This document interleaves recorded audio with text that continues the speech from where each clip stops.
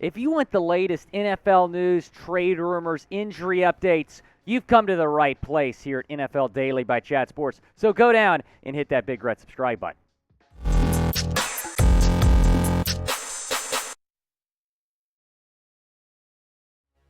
Welcome in NFL Daily by Chat Sports on this Monday afternoon, late morning. I am Will Scott bringing you the latest injury updates from Sunday's game. We'll get to all of those injury updates in a second. But first, I want to hear from you down in the comments section. What was the best game that you watched yesterday? It was a great day of football. Unfortunately, tonight's game, as the Broncos are playing, might not be a great game. For me, I got to go Bills-Chiefs. I mean, that game is always going to be a stellar, a fun game to watch, I should say. Let me know down in the comments section what was the best game that you watched yesterday. Talking about some NFL injury news now, we're going to go through a lot of players here, provide some updates on some injuries that transpired yesterday. We begin with Randall Cobb. It looked like a pretty serious ankle injury that he suffered yesterday against the Packers. He was carted off the field, visibly emotional as he was carted off the field. We all thought it was going to be pretty severe. Luckily, I don't think it was severe as it may have looked, because Aaron Rodgers said post-game that he did not break his ankle. Ian Rappaport confirming that after yesterday's game against the Jets. Dr. Aaron Rodgers is correct. Packers wide receiver Randall Cobb did not break his ankle, as x-rays were negative. Source said he suffered a potential high ankle sprain, but will have an MRI to determine the severity. So good news early on here with Randall Cobb. He's going to get an MRI. We're going to see how long he's going to be out. We might even have an update on him later today, so stay tuned for that. But he did not break his ankle according to the initial diagnosis. X-rays were negative, so that's good news for Aaron Rodgers, wide receiver Randall Cobb. Talking about a quarterback now, Kenny Pickett. He was making his second career start yesterday against Tampa Bay. Suffered a concussion in the third quarter.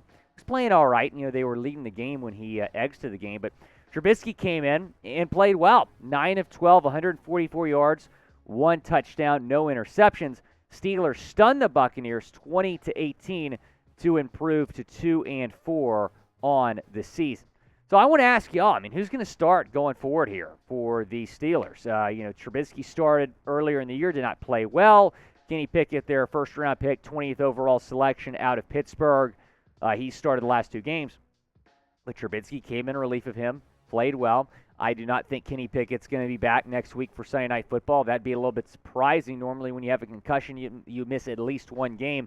So it looks like Trubisky's going to start next week on Sunday Night Football, and if he goes into Miami and beats a pretty good Dolphins team, granted they've lost 3 straight games, but still a lot of talent on that team, then maybe that will add to the quarterback controversy. So let me know down in the comment section, type KP for Kenny Pickett or type MT for Mitch Trubisky, who's going to be the starter going forward in Pittsburgh.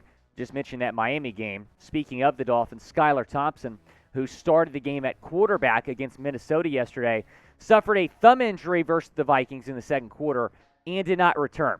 This is how wild, and I should say just how bad the Dolphins' offensive line is, because for 3 straight weeks, the Dolphins starting quarterback, the guy who started the game at quarterback, did not finish the game at quarterback. Week 4 against the Bengals, that was on Thursday Night Football. Tua had that brutal concussion. Teddy Bridgewater came in. Week 5, Teddy Bridgewater leaves because of concussion protocol. Skylar Thompson came in the game. And then yesterday, Skylar left due to a thumb injury. Teddy Bridgewater came in to replace him. So for 3 straight weeks, the Dolphins starting quarterback has left the game. That tells you how bad the Dolphins offensive line is. Greg Little, by the way, yesterday recorded a 1.5 PFF grade. Not a 1-point pass blocking grade. Not a 1.5 out of 5, not a 1.5 out of 10, 1.5 out of 100. Dolphins' offensive line is a problem, as we all knew. The Dolphins are very banged up right now. And, it's a shame for Dolphins fans because this was a 3-0 football team that's been plagued by injuries. They're now 3-3. Here is who left yesterday's game due to injuries. Emmanuel Ogbah did not return with a back injury. Trey Flowers, who's been playing decently well, didn't leave due to a foot injury. Nik Needham, says ankle. That was the initial diagnosis. However, we did learn after the game that he suffered a torn Achilles. So Nik Needham is out for the rest of the season. And then Keion Crossen with a knee injury, did not return. So the Dolphins secondary is very banged up. Talking about Jalen Waddle, because he looked to have a shoulder injury. He was kind of pointing toward his pec. That was the initial fear, but he said he's good after hurting his shoulder late in the fourth quarter. So that's good news. Hopefully for Dolphins fans, Waddle is good to go on Sunday Night Football against the Steelers. Guys, you can go bet on the NFL all season long at chatsports.com/bet. Promo code NFL Daily to pick up a 125% deposit bonus. That means if you put $100 in, you're going to get $125 additional cash to bet with. So if you put $100 in, you're going to start with $225 in your account. Great deal. Go and take advantage. Chatsports.com/bet. Talking about the Super Bowl odds, and producer Patrick Seaman, who's a diehard Vikings fan, a late birthday present that his team is top 5 in Super Bowl odds now. The Bills, the favorite. I don't know if I'd say clear favorite because the Eagles are 6-0, but the Bills certainly the favorite to win the Super Bowl right now. Eagles right behind them. Kansas City plus 750 after the loss to Buffalo. Tampa Bay still up there, even though they're 3-3, plus 1,400, and the Vikings at 5-1, plus 1,800. Go and bet on who you think's going to win the Super Bowl. Chatsports.com/bet. Promo code NFL Daily to pick up that deposit bonus. Speaking of the Bucs, Cameron Brate, their tight end, looked to suffer a pretty serious head injury yesterday. He was put on a backboard, carted off the field. We did learn an update on him after the game, but it looked bad. It looked pretty similar to the Tua Tagovailoa injury from a couple weeks ago. He was put on the backboard, carted off the field after suffering yet another concussion. His second in 3 weeks, gave a thumbs up. That was good to see. Also, it was good to see this tweet from around the NFL providing an update on him.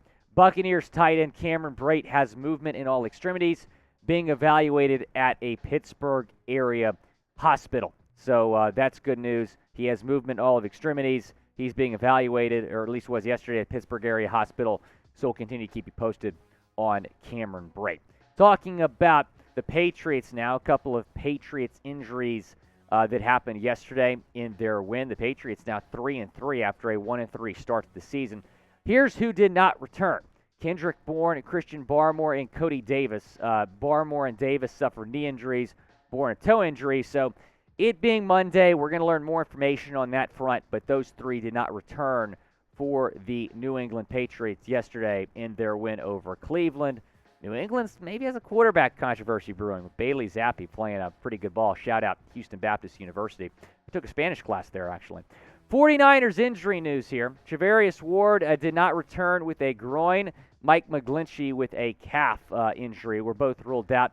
They did not return in their loss to the Atlanta Falcons. So much like the Pats, 49ers also 3-3 after the first 6 games of the season. Talking about the Cowboys now, they lost on Sunday Night Football last night to Philadelphia. Their 4-game win streak snapped. They're now 4-2. The good news, though, for Cowboys fans is your quarterback, Dak Prescott, saying he is going to return next week against the Lions after missing the last 5 games. So when he first had that thumb injury, the diagnosis, I should say the timeline was 4 to 6 weeks. Not a surprise he's coming back, after missing 5 games. That's good news for Dallas Cowboys fans. And I know some people are like, it's Cooper Rush, creating a quarterback controversy. After throwing 3 picks last night, I think we can put that to bed. Taking a look here at the updated NFC standings. So what a wild division this is. Remember like 2 years ago when all these teams sucked and we were laughing at them? Well, at least 3 of the teams right now pretty good. Eagles 6-0, Giants 5-1. That's not a typo. The New York Giants are somehow 5-1. Cowboys 4-2 after the loss to Philly last night in Philadelphia, and the Commanders 2-4. So let me know who's going to win the NFC East. I'm sorry, I know this is disrespectful to Washington, but they're not winning this division. I'm sorry. Type PHI for the Eagles, type NYG for the Giants, or type DAL for the Cowboys. Who's going to win this division? Eagles 6-0, Giants 5-1, Cowboys 4-2. Go down. It's hard not to say the Eagles right now. This is a very good football team, and they have somewhat of an easy stretch coming up. And this could be an 8-0, 9-0 football team. We'll have to see. I'm not saying the 72 Dolphins should be worried, Philadelphia's pretty good. Guys, go down, subscribe to the channel to keep you, we're going to keep you in the loop with all NFL injury news. And a lot of trade rumors going on right now. Maybe Christian McCaffrey's going to be on the move this week. Go down, subscribe for more trade rumors as well.